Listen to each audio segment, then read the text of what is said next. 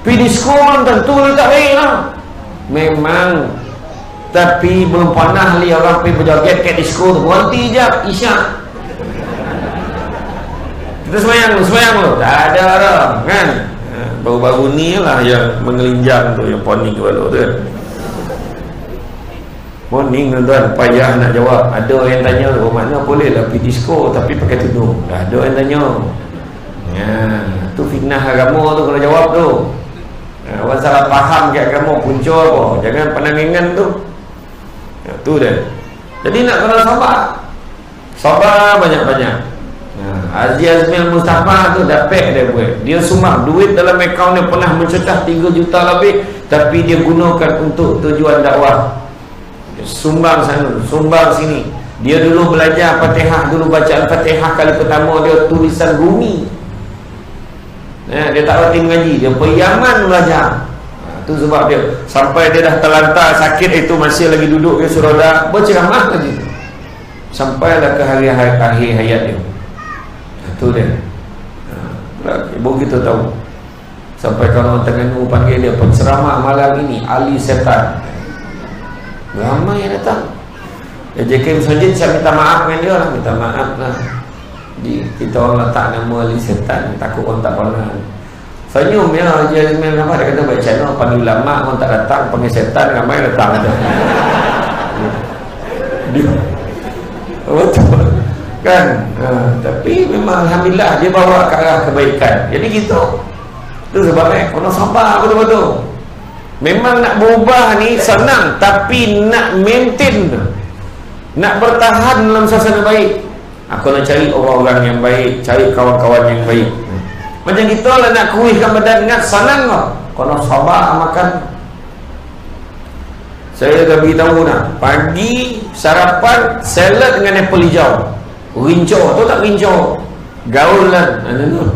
Rincau lah, parah tu. Kemudian pukul 10 makan pisang dalam 3 biji. Bukan 3 tandan no, 3 biji. Tengah hari masuk gym. Petang pukul 3 pukul 4 makan ayam atau ikan yang dibakar saja. Malam makan buah yang dapat lepas ceramah. Malam ni hempur buah saja tak nak bukan. Contoh kan. Ampek warna putih tak boleh makan kalau nak kuihkan badan. Nasi, gula, susu, tepung. Paling susah nasi. Sebab tak tahulah korang dah ada lauk sedap, takkan tak makan nasi kan? Payah. Tapi memang kalau kita stop makan nasi 2 minggu dah nampak pasal badan kita akan susut. Tapi mula-mula dia susah, tapi lepas 2 minggu dah okey. Lepas 2 minggu okey. Kita masa tu badan kita akan jadi ringan, kojo pun jadi rajin. Alhamdulillah, saya dah start tak makan nasi ni daripada malam tadi. Tapi kalau kau hidangkan dan balun ni tak ada masalah tu. Tapi kita mulalah balik. Macam tu lah kira. Kena sabar. Kena sabar. Nak pula AJK surau dah bergotong royong dan beroyong gotong.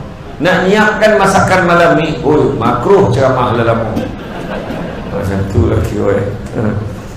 Pagi esok nak ceramah kat Temelung, datang payang pantin. Macam mana nak gaya? Payah. Itulah kan. Jadi kena sabar dalam ketaatan. Ia memerlukan kesabaran untuk menjauhi maksiat kepada Allah. Kena sabar. Ni tak cakap orang, cakap diri saya juga. Cakap diri saya juga, cakap kita semua sama. Kadang-kadang kita bercakap memang senang, termasuk saya ni. Tapi kadang bila dah ada depan mata, susah. Kita tak nak beli nombor kan. Tiba-tiba kita parking motor, betul-betul depan kali nombor. Pandang kanan nombor, kiri nombor sesaja. Dia tak yalah, tak apalah. Kita pun try. Bolilah satu nombor macam tu. Boli main-mainnya kono pula third price. Dapat 50,000 penyakit.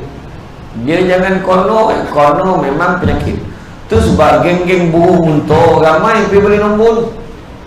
Tu burung unta atau orang pucung sebut sebagai ostrich. Burung unta Dia nak menyuruh daripada orang, cara macam mana? Kepala disumbik masuk dalam tanah, dengan harapan orang tak nampak dia. Badan contohnya besar, orang nampak dia tak nampak orang. Macam tu jugalah yang geng-geng boleh nombor ekor tu, dia pakai helmet, pakai jaket, konon orang tak nampak dia. Tapi sebenarnya yang penting ni bukan orang, tapi Allah nampak. Ya? Jadi menjauhi maksiat dan meninggalkannya kerana Allah, ia memerlukan sabar dalam menghadapi takdir Allah yang menyakitkan, hingga ia tidak menyalahkan atau marah terhadap takdir tersebut. Bila ada benda menimpa kita pun kita sabar. Tengok Nabi kita kena ujian macam-macam. Waktu Nabi nak menyebarkan dakwah, mula-mula sekali Nabi nak bawa Islam, Nabi tengah salat, Nabi sujud, bini Abu Jahal dengan bini Abu Lahab ambil isi perut unta, letak ke tongkuk Nabi. Ustaz kau ajar. Tapi Nabi balas tak? Nabi tak balas. Nabi sabar. Nabi kena baling batu sampai berdarah-darah, mencurat darah keluar daripada sepatu Nabi, kasut Nabi tu keluar darah. Malaikat lah yang wangi.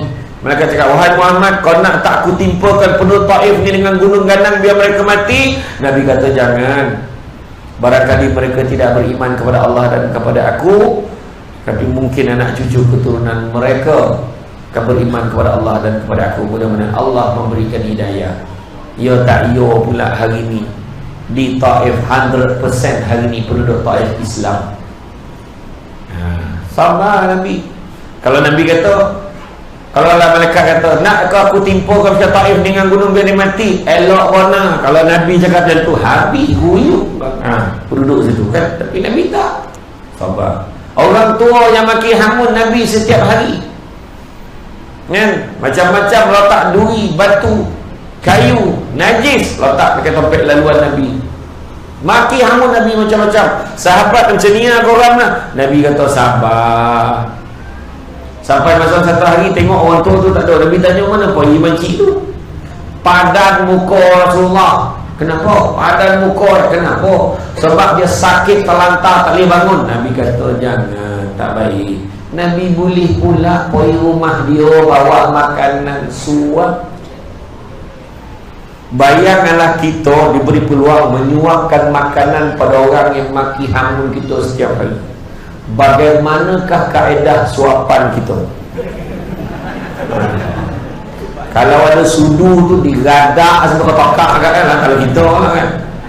Nabi tak, dengan penuh kelembutan. Nabi cubit sikit-sikit uti tu, Nabi masuk dalam mulut tu. Kalau terkeluar tu Nabi tarik, lap kena elok. Macam tu sekali teliti ya. Sayyidina Abu Bakar cuba nak buat. Dia tanya kepada isteri Nabi, apa amalan yang biasa Rasulullah buat waktu dia hidup? Waktu Rasulullah hidup dulu, dia pergi rumah orang tua ni, disuapkan makanan. Oh, dia pun pergilah, saya bakar puan lah, colok mana, ambil uti tu, colok dalam air tu, biar ada lembut habis lah. Kemudian suap lembut lah, masuk dalam orang tua tu, diluah balik. Mana ada orang yang selalu suapkan aku tu, dia suap lagi lembut pada kau. Menangis Sayyidina Abu Bakar. Itu cerita sabar tu. Bila sebut sabar kan, kau sabarlah, Nabi pun sabar. Jangan berani kita jawab itu Nabi, dan ni bukan Nabi. Jangan jawab macam tu. Dengar kat Nabi kau cik hati kan. Laqad kana lakum Rasulullah fi uswatin hasanah, fi Rasulillah uswatul hasanah kan. Pada diri Rasulullah itu ada contoh ikutan terbaik. Nah, kena ikut. Ingat sesaja kau Nabi itu akhlak yang baik untuk diikuti. Ikutlah. Nabi bermah sedekah, kita sedekah. Nabi lemah lembut, kita lemah lembut. Nabi sabar, kita sabar. Kan? Macam itulah. Dan kalau dapat takdir Allah menyakitkan, kita jangan marah. Ini tak ada ni, ada ni kono, tak pula nasib dan ni, meniaga tak jadi, apa tak jadi, tak apa bodoh, teruk lah hidup dan ni, memang takkan ke mana lah hidup kelompok kita ni. Jangan. kan? Allah Ta'ala begitu, sesungguhnya aku sentiasa berada pada sangkaan hamba-Ku, sangkalah yang baik-baik. Bing, Allah tu orang langgar kereta kita tak topi, bengkok pintu, entah apa balo lah, kita sebut balo, memang balo. Cakap mana Allah Ta'ala bagi ni, sebab Allah Ta'ala sayang ke aku ni, saja nak bagi aku gembira lepas ni dapat pintu lawa lagi daripada sebelum ni. Mungkin jam tu cuba sangka baik,